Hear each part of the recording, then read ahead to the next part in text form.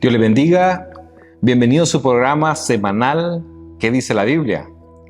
Hoy, esta noche, pues estaremos compartiendo un tema muy importante que será de mucha bendición para todos nosotros. Y continuando con la serie Familia, el tema para este día es machismo y feminismo dentro del matrimonio.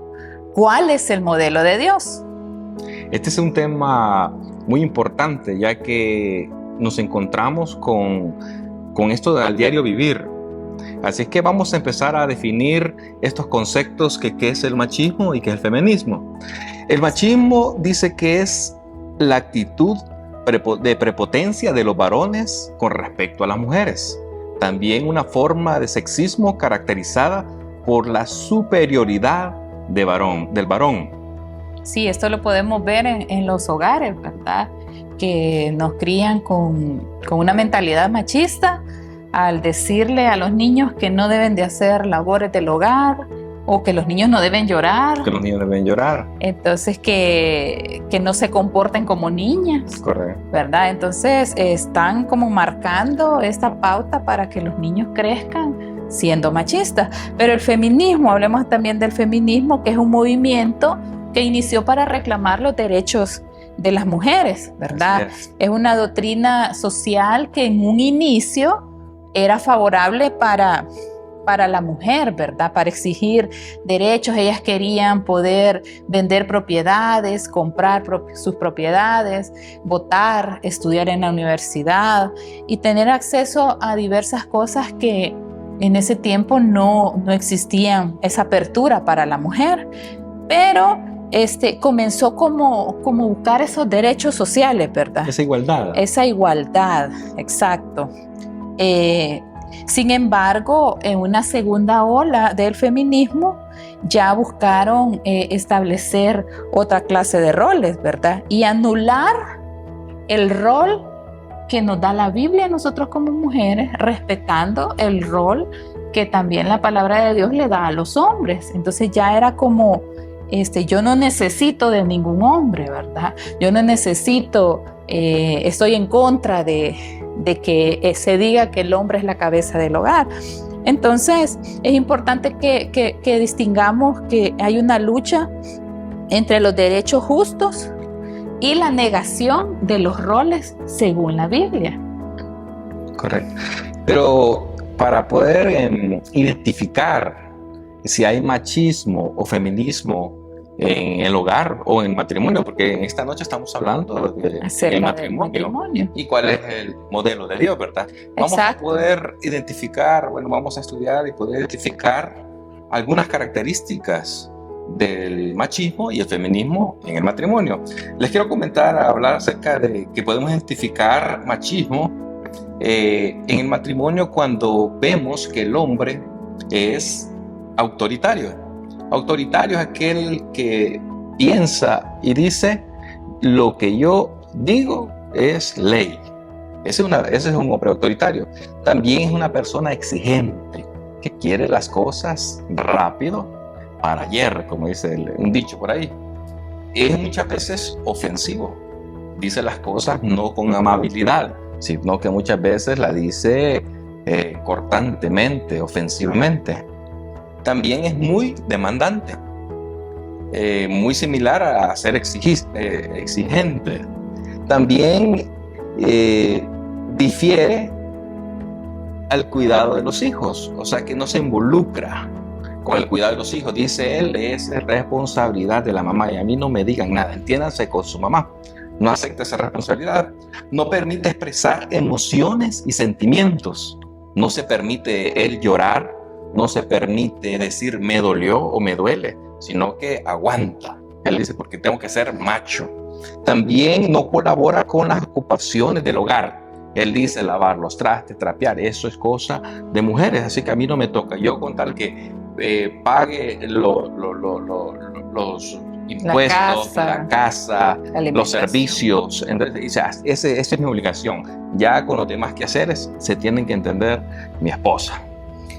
Sí, tremendo. Y vamos a identificar también algunas características de una mujer feminista. Cabe mencionar que en la actualidad, ¿verdad?, el exceso el feminismo ha llegado al exceso, ya no es aquella lucha por aquella igualdad social, ¿verdad? Sino que ha llegado a los extremos.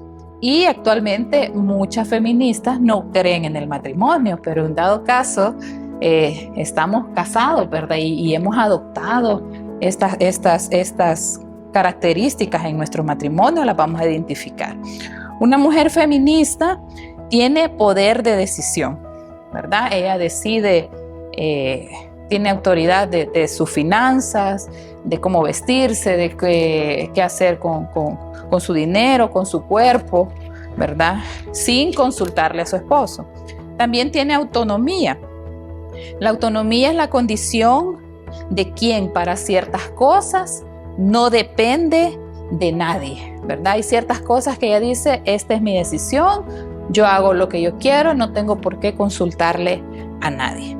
Rebeldía, ¿verdad? Esta es una de las características. Ella trata de ir en contra de lo que su esposo dispone, de la autoridad de su esposo, ¿verdad? No, si él le dice, mira, vamos a hacer esto, ella quiere a toda costa cambiarlo y posiblemente que se haga lo que ella quiere y lo que ella dice. Mira el matrimonio solo como un contrato que se puede disolver. Para ella esto solo es un contrato que hicimos y en el momento que no funcionen las cosas, pues se rompe y ya no pasa nada. Siempre está a la defensiva ante cualquier señal de que las condiciones no sean iguales, ¿verdad? Nos sirvieron el vaso de fresco, pero a mí me tocó más poquito. Ella va a pelear. Ella va a pelear por eso, ¿verdad? Va a reclamar. Entonces tiene que ser siempre todo igual. Exige la igualdad, ¿verdad? En todo momento, si vos lavas 2 platos, yo lavo 2 platos, vos lavas 2 vasos, yo lavo 2 vasos, ¿verdad? Todo tiene que ser igual en el hogar.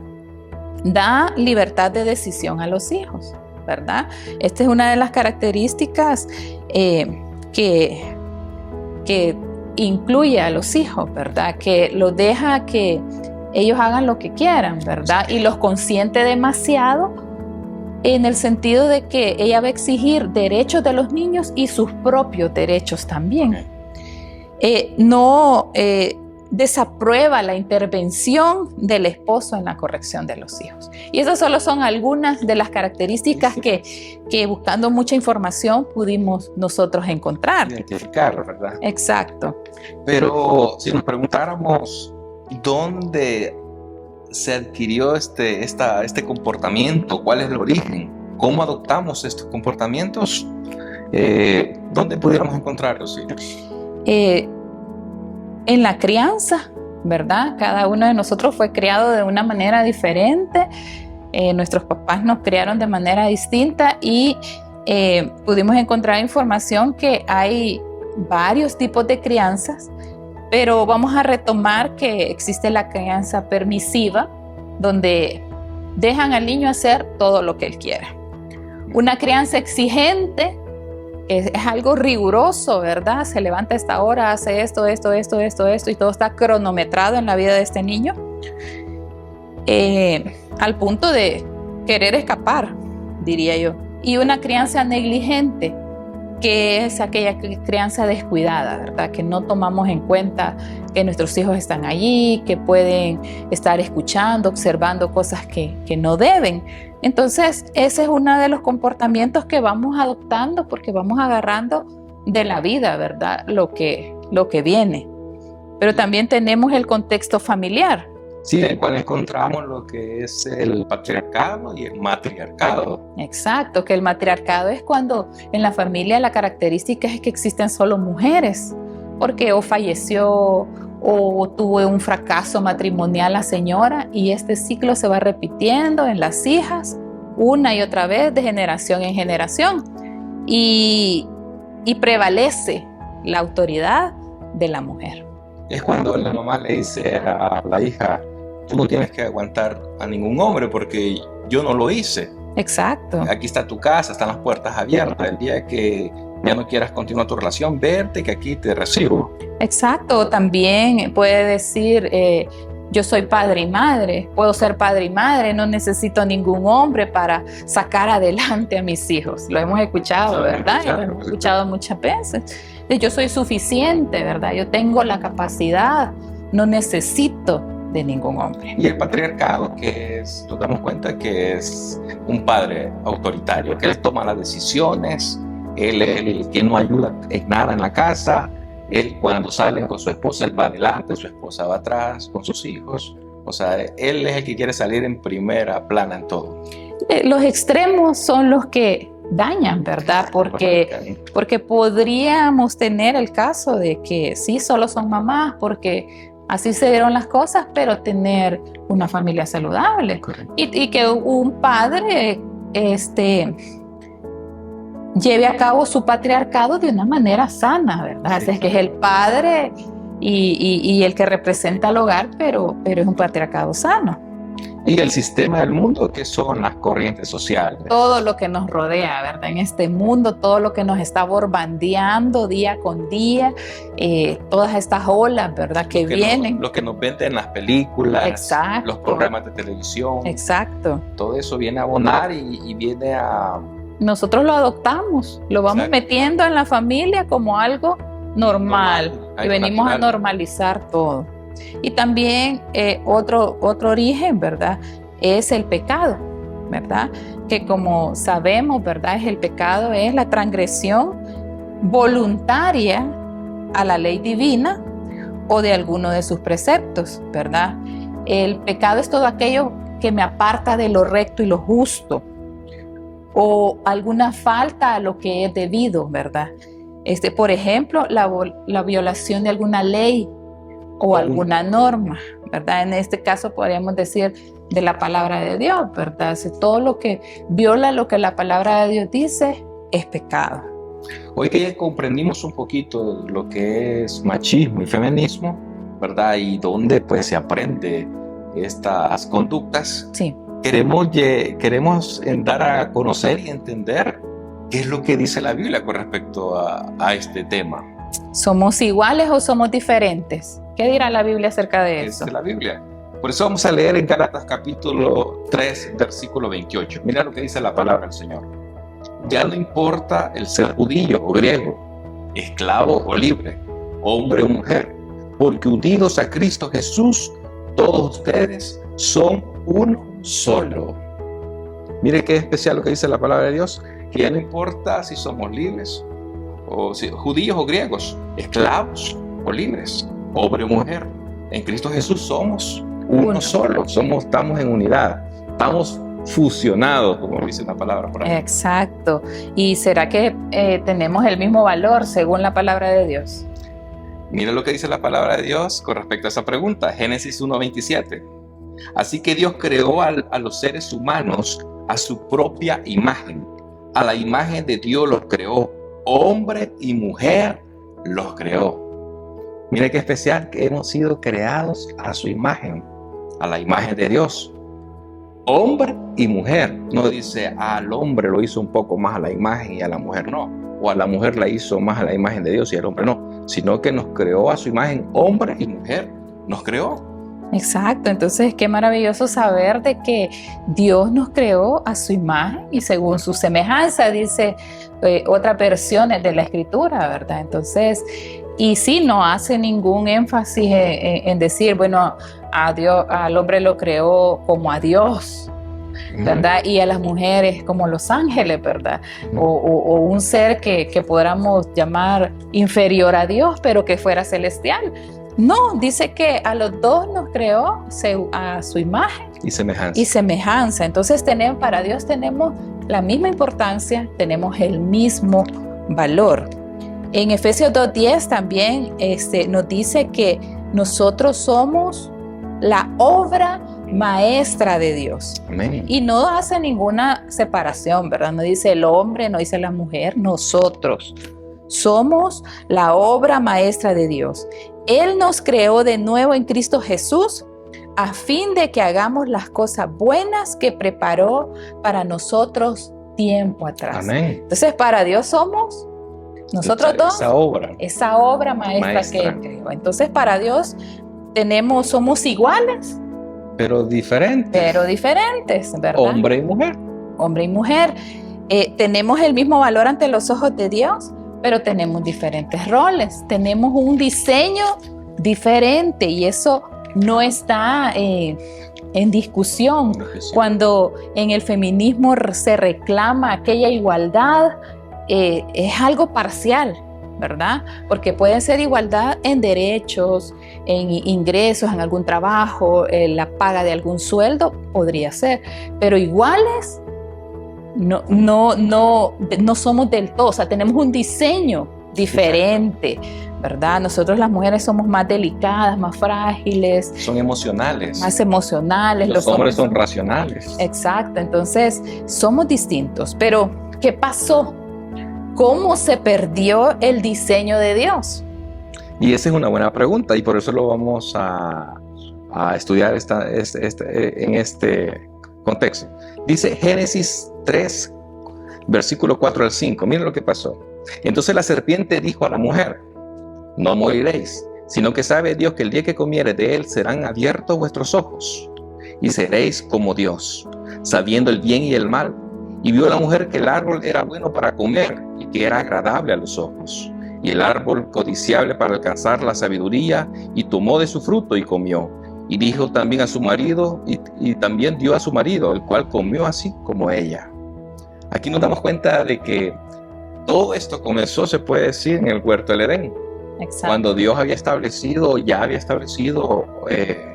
orden, había establecido límites, y ayer dice la Biblia que ha puesto un árbol, y le dijo a Adán y a Eva: de todos los árboles que están aquí pueden comer, excepto de este árbol, porque es el árbol del conocimiento del bien y el mal. Pero ahí es donde entra en escena el enemigo, ¿verdad? Entra Satanás por medio de la serpiente y seduce a Eva para que comiese de ese fruto del cual estaba prohibido. Y el engaño más grande fue que le dijo: serás igual a Dios. Cuando leímos en el versículo anterior que Él nos había hecho a su imagen y semejanza, ya éramos iguales a Dios. Lo único que el engaño fue que aquella búsqueda de poder, ¿verdad? Ese fue el engaño. Despertó en ella. Vas a ser poderosa, ¿verdad? Como Dios. Como Dios. Exacto. También encontramos en Génesis que ellos no aceptaron su responsabilidad, y ahí creo que comenzó como el conflicto de la lucha de poderes entre el hombre y la mujer. Génesis 3, 12 y 13 dice: el hombre respondió: la mujer que me diste por compañera me dio del árbol y yo comí. Entonces Jehová Dios dijo a la mujer: ¿qué es lo que has hecho? Y dijo la mujer: la serpiente me engañó y comí. Si vemos, ninguno de los dos se hace responsable, ¿verdad?, de esto. Y me imagino yo, vámonos a nuestra imaginación, ¿verdad?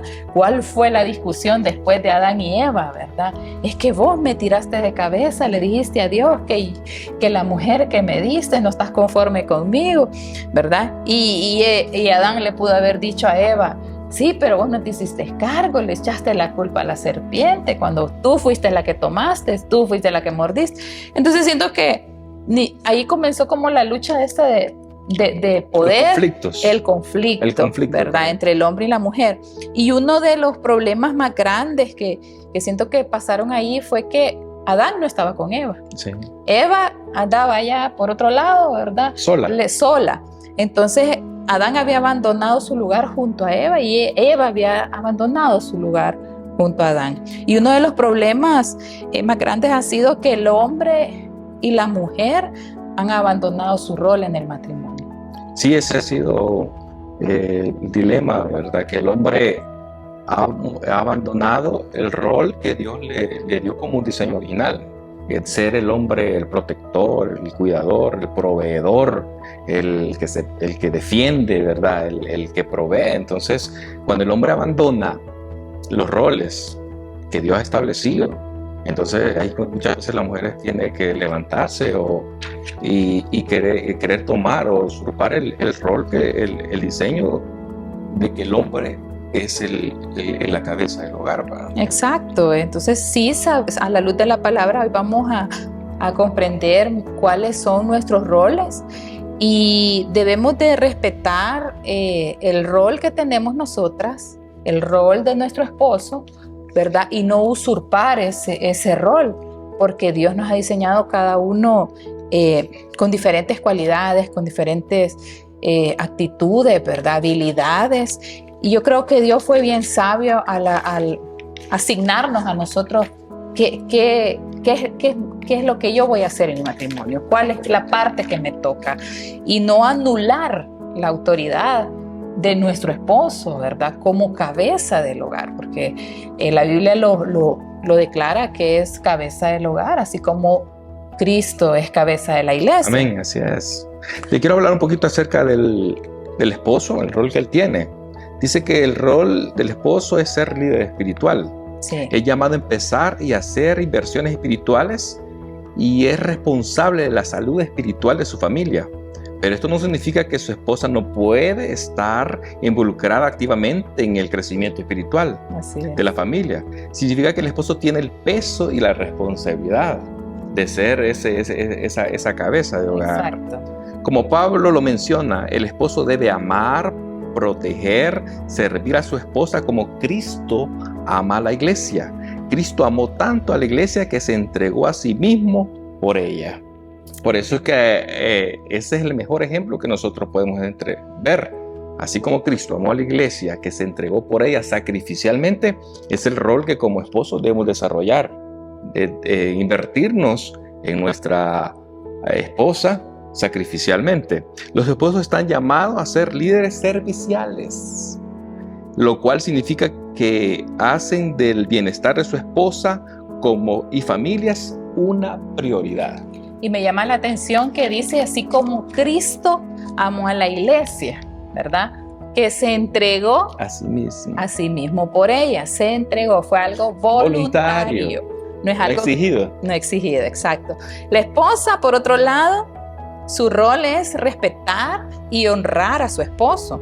Ella está llamada a trabajar en conjunto con su esposo para hacer prosperar el matrimonio, mientras que le permite a su esposo tomar el liderazgo, especialmente cuando es claro que hay conflicto entre los dos. Apreciarse el uno al otro es un desafío para los matrimonios, ¿verdad? Uno de los principales defectos como matrimonio es que no se enfocan en servirse el uno al otro. En lugar de centrarse en las necesidades e intereses del otro, se centran en sus propios intereses individuales. Y es allí cuando abandonamos nuestro rol, ¿verdad? Y el diseño de Dios. Pero vamos a hacer énfasis en 4 roles del esposo, según Efesios 5:25, y la esposa, ¿verdad? Vamos a hablar un poquito de los roles del esposo. Como número 1 dice, un rol del esposo debe ser amar a nuestras esposas como Cristo amó a la iglesia. Efesios 5:25 dice, los esposos deben amar a sus esposas así como Cristo amó a la iglesia y dio su vida por ella, de lo que hemos estado hablando. Así es. Un rol de la esposa, ser la ayuda idónea. Se le pide a la mujer que sea la ayuda en relación al matrimonio, ¿verdad? Y quizás muchas veces esto de ser la ayuda, ser la ayudante en el matrimonio lo podemos ver de una manera despectiva, pero no es así, ya que Dios mismo se le llama ayudador. Amén. En Salmo 54:4 dice, he aquí, Dios es el que me ayuda. Así que no ser el ayuda no demuestra que no es un término despectivo, ¿verdad? Sino que es un lugar de honra. No es un nivel bajo. No es un nivel bajo, exacto. Como podamos pensar. Miren, punto número 2, el rol del esposo debe conocer a su esposa, prestarle atención, cuidarla y valorarla. Miren lo que dice Efesios 5:29. Porque nadie desprecia su propio cuerpo, al contrario, lo alimenta, lo cuida, del mismo modo que Cristo cuida de la iglesia. Yo creo que aquí nos está llamando a que así como nosotros cuidamos nuestro cuerpo, ¿verdad? Que lo alimentamos, lo cuidamos. Nadie se maltrata a sí mismo, ¿verdad? No. Nadie se desprecia a sí mismo. Nadie se descuida a sí mismo. Así nosotros tenemos que tener ese cuidado de estar alimentando, sustentando, cuidando, protegiendo, vistiendo a nuestra esposa. Amén. Otro de los roles de la esposa es respetar al esposo. Efesios 5:33 nos dice: en todo caso, el esposo debe amar a su esposa como si se tratara de sí mismo, y la esposa debe respetar a su esposo. No existe actitud más poderosa, ¿verdad?, que el respeto que la esposa puede tener hacia su esposo. El respeto no solo se muestra con palabras, sino que también con acciones que fluyen del corazón, ¿verdad? Es una actitud del corazón. Y la Biblia también nos dice en Proverbios 14:1 que la mujer sabia edifica su casa, mas la necia con las manos la derriba. Amén, así es. Así que las mujeres son llamadas a edificar. A edificar, exacto.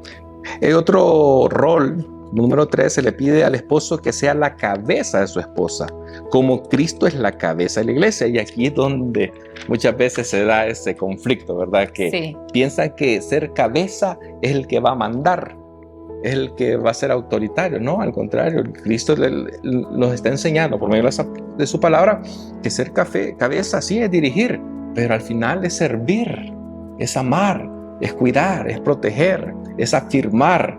Entonces mira lo que dice Efesios 5:23: porque el esposo es cabeza de su esposa, así como Cristo es cabeza de su iglesia, y también su Salvador. Cristo es la cabeza y la iglesia es su cuerpo, ¿verdad? Y como decíamos en los versículos anteriores, nadie va a descuidar su cuerpo si lo ama, ¿verdad? Y se necesita en todo equipo, se necesita un líder. Exacto. Se necesita alguien que lidere, ¿verdad?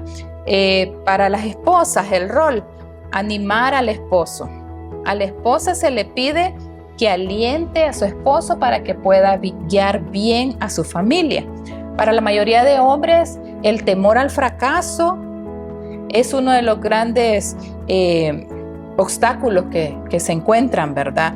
Y también la mayor necesidad es la confianza de saber que pueden triunfar. O sea, decirle a la esposa: sí podemos, sí vamos a salir adelante, tú puedes, ¿verdad? Y este es el tipo de confianza que solo la esposa le puede dar. Aun cuando el esposo comete errores, necesita aliento en el camino que está transitando al intentar dirigir a su familia. Entonces necesita que seamos las animadoras, ¿verdad?, del esposo. El esposo necesita ser afirmado de esta forma. Y lo que acabas de decir es muy importante. Yo creo que todo hombre necesita que su esposa le esté diciendo: tú puedes, no te des por vencido. Exacto. Vas a salir de esta. Dios no te ha dejado solo. Y esa es la afirmación que como hombre muchas veces necesitamos, que alguien crea en nosotros. Exacto. Dios cree en nosotros, pero también necesitamos que esa ayuda idónea, ¿verdad?, ese complemento, que nuestra esposa esté ahí diciendo: vamos a salir juntos de esto. Así es. El rol número 4 para el hombre o para el esposo es amar a nuestras esposas como a nosotros mismos. Miren lo que dice Efesios 5:28. El esposo debe amar a su esposa así como a su propio cuerpo. El hombre, esta es la frase que más me gusta, dice: el hombre que ama a su esposa se ama a sí mismo. Yo creo que cuando nosotros estamos amando a nuestra esposa, cuando la estamos cuidando, cuando la estamos protegiendo, cuando estamos edificando en ella, nos estamos amando a nosotros mismos. Y eso es saludable y eso es bendecido por Dios. Y el último para las mujeres, que es controversial, ¿verdad? Usted va a identificar si es una mujer feminista. Someterse al esposo. Someterse significa seguir al que dirige, nada más, ¿verdad? Pero nos alarmamos cuando escuchamos muchas veces esa palabra. Y cabe mencionar que si yo me someto, como lo dice la palabra de Dios, yo soy la bendecida. En muchos matrimonios existe la tendencia negativa a que el esposo renuncie a su liderazgo y que la esposa tome su lugar. Y aunque ella sea completamente buena para tomar decisiones, ella está usurpando la función del diseño de las escrituras para su esposo. La sumisión bíblica no desvaloriza a la mujer. la personalidad, no devaloriza a la mujer ni la personalidad que Dios le dio a ella, sino que al contrario le pide que use al máximo su personalidad de la manera que Dios quiere. En Efesios 5, 23, 24 dice: esposas, sométanse a sus propios esposos como al Señor, porque el esposo es cabeza de la esposa, así como Cristo es cabeza de la iglesia, la cual es su cuerpo, y Él es su Salvador.